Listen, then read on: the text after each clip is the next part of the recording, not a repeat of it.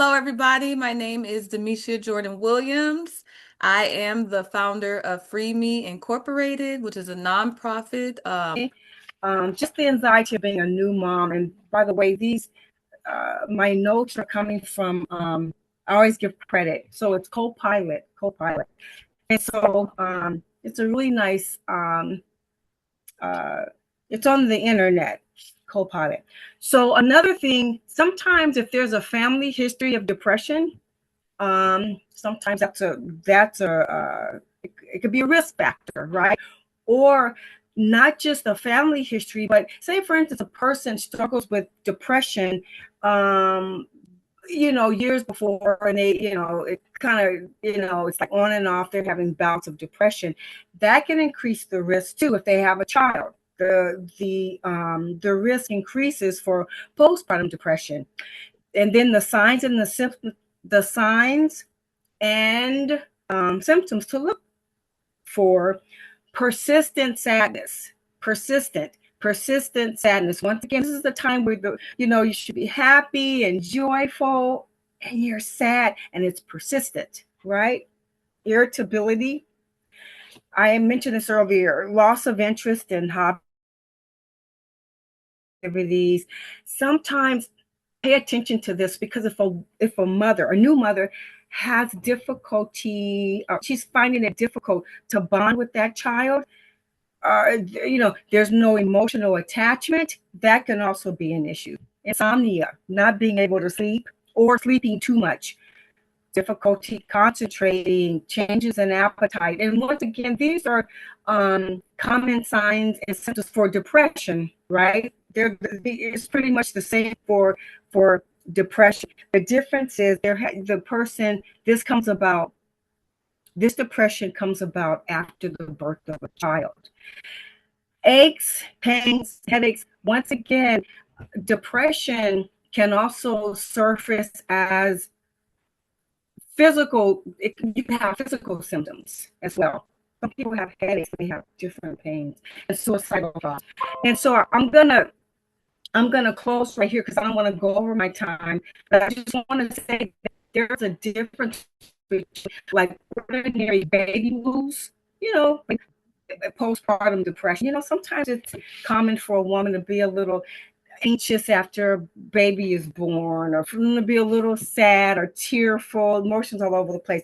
Postpartum depression is a little more than just baby blues. The baby blues go away, after um, maybe a few weeks, sometimes a few days. It just depends. Each case is different. But with postpartum depression, it lingers on. And sometimes, like my friend, she started having thoughts of suicide. So it's longer. And, you have to look for the persistent sadness. It doesn't go away. It doesn't come and go. It lingers. Okay. And usually postpartum depression, it usually takes place immediately after the baby is born, for the most part, and it can last up to 6 to 8 weeks. Okay, and then there's lots of treatment out there: talk therapy, antidepressants. But you have to make sure that you take care of, you self-care is so important. Those at least 8 hours of sleep. Sometimes walking is very good for depression. Walking and some type of workout. Just self-care, journaling, listening to music. Jordan was playing some nice music when we came in. But just kind of taking it easy, taking care of yourself. And then when your body is changing, when your mood is changing. So just pay attention. Help is out there. If you need it, it is out there. And I'm going to put some resources in the chat box, and just in case you or someone that is suffering, and even if it's a man, even if you're older, you're past childbearing years, pay attention to the signs. Okay, so thank you so much. I'm going to put some information in the chat box. Thank you so much for having me here and for allowing me to share. Jordan, congratulations to you. God bless you all. Thank you. Oh, you're on mute.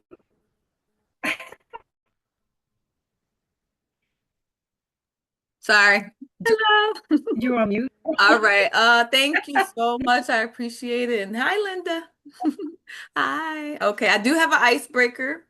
It says, what do you call pastors in Germany? Does anybody know? You can take yourself off of mute real quick. What do you call pastors in Germany? It's just an icebreaker.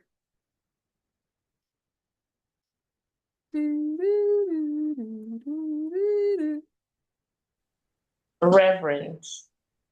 That's a good try. They're called German Shepherds. I don't know, I have this book of like pastor jokes. That's I just funny. wanted to give a little icebreaker.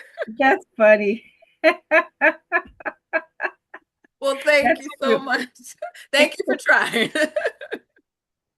All right, so next we have Miss Linda. She is Let's see. She is a mother. She is an early childhood teacher.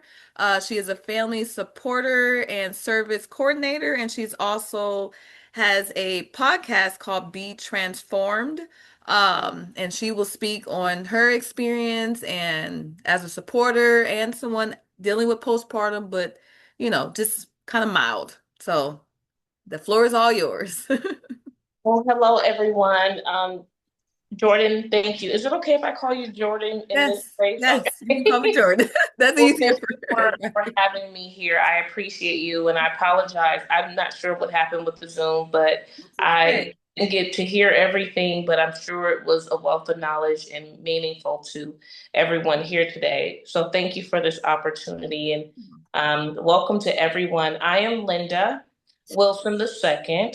I am blessed to be named after my mother. You will probably only find one in the world, and that is I. So, a little bit about my background. I was an early mom, and I had a child at 18. And so, my experience with postpartum started, of course, it happened then. So, I remember the nesting phase of pregnancy. I remember being in a position not necessarily ready for a baby, but I knew that if I had nothing else, I had love for my child. And God was with me. I am a firm believer. I love God. He is the head of my life. Let me just start there. And this journey that I've been on with families definitely is purposed by Him. And so I gave birth to my daughter at the age of 18.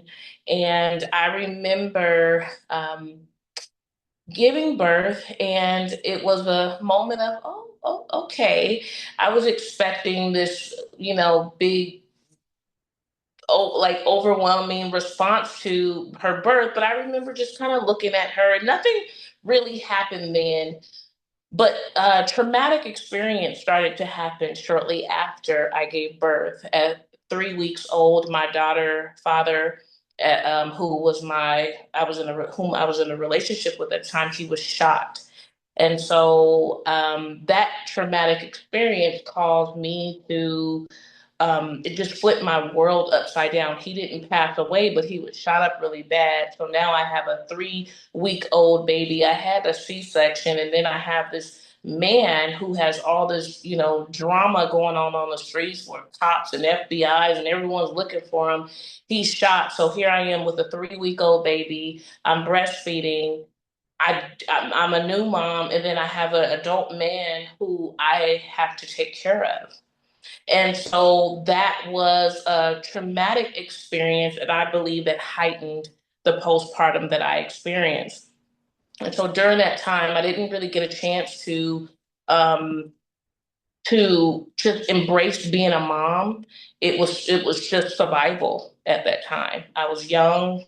I lacked knowledge and wisdom and everything else, and so I didn't, and so as a result, I was just kind of in autopilot mode. I'm just surviving at this point. And after that kind of settled, she was about 3 months old, and I remember being in a space with dealing with the postpartum. I remember not wanting to clean. I remember not wanting to clean my body, take a shower, but I was a clean person before that. I remember letting the diapers pile up for days on end, and the little diaper genie that they had, and then my sister would go, "Will you take the diaper, take them out?" And I remember settling in a place where it was just a dark space. And then I would come out and things would be fine. And then I would go back in. But then there were moments where I noticed that I often questioned, did I even love my child? I remember thinking that, like, do I love her? Like, I don't know if I feel like everyone else. I knew I did in my mind, but I didn't have the heart connection that I was expecting to have.